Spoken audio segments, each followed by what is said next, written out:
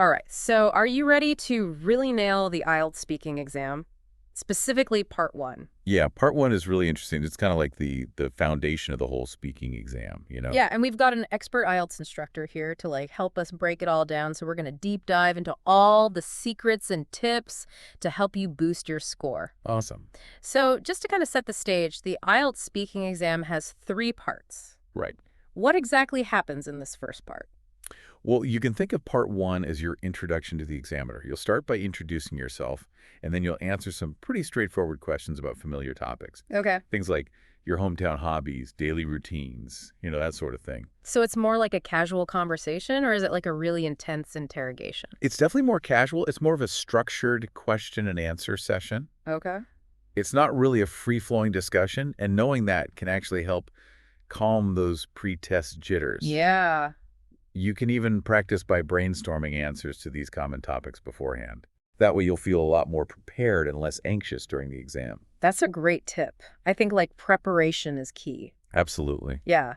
I remember when I first took the IELTS, I just started rambling on about all these unrelated things Oh, yeah. because I was so nervous. I can imagine. And staying relevant is super important. It is. It really is. And even though it's a more relaxed setting, those first few moments are really crucial. Mm. Making a strong first impression is kind of like setting the tone for a good interview. Yeah.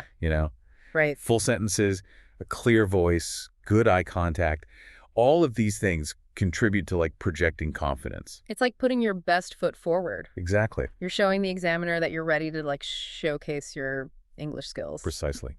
Now let's talk about fluency and clarity. Okay. Our source material used the sample question, describe your hometown, to illustrate this. Yeah. What stood out to me was the comparison of the three different answers. Right. The three different answers, they really highlighted how important it is to find that balance between being concise, but also providing enough detail. Right. The first answer was way too short, and it didn't have those important details. Okay. The IELTS speaking exam is your chance to really showcase your range of vocabulary and grammar. Yeah, you want to give them something to work with. Exactly. Now, the second answer was longer, which is good. Okay. But it kind of veered off topic. Oh. And this emphasizes the importance of staying focused on what the question is actually asking. So it's not just about talking more, it's about talking relevantly. Exactly. Yeah. And that third answer, that was like the sweet spot. Yeah. It was clear, detailed, and it stayed on topic. It demonstrated that the speaker could provide comprehensive information while staying focused and showcasing those language abilities. Perfect. Yeah. Speaking of showcasing language abilities, let's dive into vocabulary. Okay. Our source used describe your home as an example this time. All right. And I was struck by how just the choice of words really impacted the clarity and detail of the descriptions. Absolutely. The first answer used very basic terms like big building, which got the point across, but it lacked that descriptive punch. You did. It really did.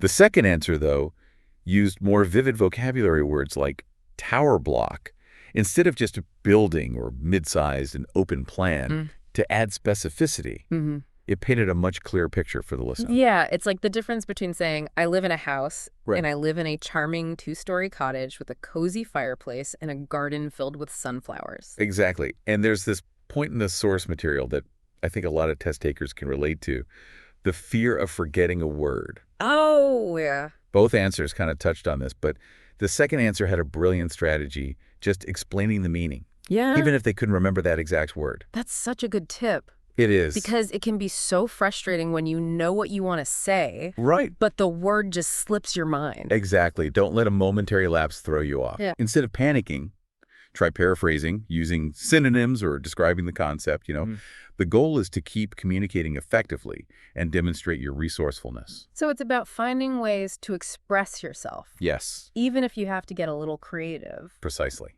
And this leads us to another crucial aspect of vocabulary preparation for the IELTS. Building topic-specific vocabulary lists. Okay.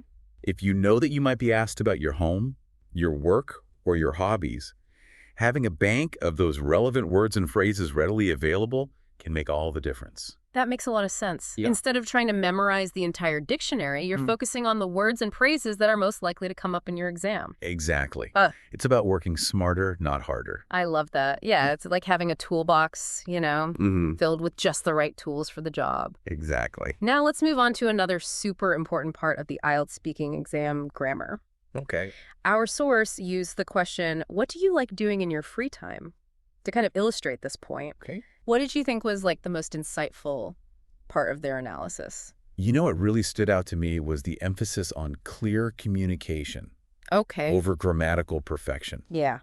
especially for those aiming for scores in that 6.0 to 7.0 range. Okay. The first sample answer was grammatically flawless, Mm. but, the expert pointed out that not everyone's going to reach that level, Yeah. and that's totally okay. Yeah. That's really reassuring to hear. Right. It kind of takes the pressure off Yeah, of striving for absolute perfection. for sure. The second answer, while it did have a few grammatical errors, was still really easy to understand. Okay. And it showed that the speaker was at least trying to use more complex sentence structures, Yeah. which demonstrates, a higher level of English proficiency. So it's better to take risks and try to use those complex structures, even if you make a few mistakes along the way. Exactly. It's about showing the examiner that you're not afraid to push yourself a little bit, experiment with the language. Yeah. And then there was that third answer, which was grammatically correct, Yeah. but very simple. Right. It lacked that sort of sparkle and sophistication that can really boost your score. Yeah, it's about finding that balance between accuracy and complexity. Exactly. The IELTS exam wants to see that you can use a range of grammatical structures accurately and appropriately. Huh. But remember, the main goal is to communicate your ideas effectively. Yeah. So a minor grammatical error that doesn't obscure the meaning Yeah. isn't going to significantly impact your score. Okay, that makes me think about like pronunciation and intonation. Oh, yeah. Do you think those things play a role in how well you communicate your ideas? Absolutely. Hmm. Pronunciation and intonation are essential components of clear and effective communication. Okay. Think about it: if you're mumbling or speaking in a monotone, Right.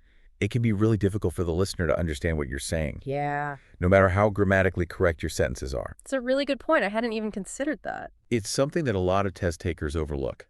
Okay. They focus so much on grammar and vocabulary that they forget about the importance of delivering those answers in a clear and engaging way. Paying attention to your pronunciation, word stress, and the rise and fall of your voice can make a huge difference in how well the examiner understands Yeah. and connects with what you're saying. So it's not just what you say, but how you say it. Exactly. And here's a tip for practicing your pronunciation. Record yourself answering some of those sample IELTS questions, Okay. and then just listen back to the recording. Yeah. Pay attention to how clearly you're enunciating each word Oh. and whether you're stressing the correct syllables. Right. You can even compare your pronunciation to that of native English speakers by listening to podcasts or watching videos. That's a really practical tip. Yeah, I think so too. I think we've covered a lot of ground here. We have. Fluency, vocabulary, grammar, pronunciation. Yeah. Any final thoughts on part one before we move on to the recap? Just remember that the IELTS speaking exam is designed to assess your ability to communicate in a real-world setting. Yeah. So when you're practicing, don't just focus on memorizing those answers or grammatical rules. Right. Engage with the language. Have conversations with friends or family members in English. Okay. Watch English language movies and TV shows. So it's about immersing yourself in the language. Yes. And using it as naturally as possible. Exactly. The more you practice using English in a variety of contexts, the more comfortable and confident you'll become. And that confidence will shine through during your exam. That's so true. It really is about like making the language your own. Yeah. Okay, so let's recap some of those key takeaways for like totally acing part one of the IELTS speaking exam. We've talked about a lot of stuff here. We have. Building vocabulary, mastering pronunciation. Like, what are some of the most important things our listeners should keep in mind? Well, I think first and foremost, remember to just relax and be yourself. The examiners, they want to see your genuine personality and communication skills. Right. They're not looking for robots who can just recite memorized answers. Right. It should feel authentic. Exactly. Okay. Now, when it comes to like answering those part one questions, remember to give detailed and relevant responses. Okay. Don't just give like those one-word answers or go off on tangents. Yeah. Think about what the question is asking and try to showcase, your vocabulary and grammar skills. So it's like finding that sweet spot Yeah. between being concise and being comprehensive. Right. And don't be afraid to use a variety of vocabulary words to make your answers more interesting and descriptive. Yeah. So instead of saying, I live in a big building, you could say, I live in a modern high-rise apartment complex with stunning views of the city. Oh, I like that much better. Right. Those details really make a difference. They do. Okay, but what happens if you, like, completely forget a word? Oh, yeah. I know for me that can be like a total confidence killer. Absolutely. It happens to everyone. Really? Even native English speakers. Wow. The important thing is to not panic. Okay. If you can't remember the exact word, just try to explain the meaning using other words. Okay. You can paraphrase, use synonyms, or even just describe the concept. So it's like finding a detour. Yeah, If you hit a roadblock, exactly. you might have to take a slightly different route, but you'll still get there. I love that analogy. That's perfect. Now, when it comes to grammar, Yeah. we talked about this also.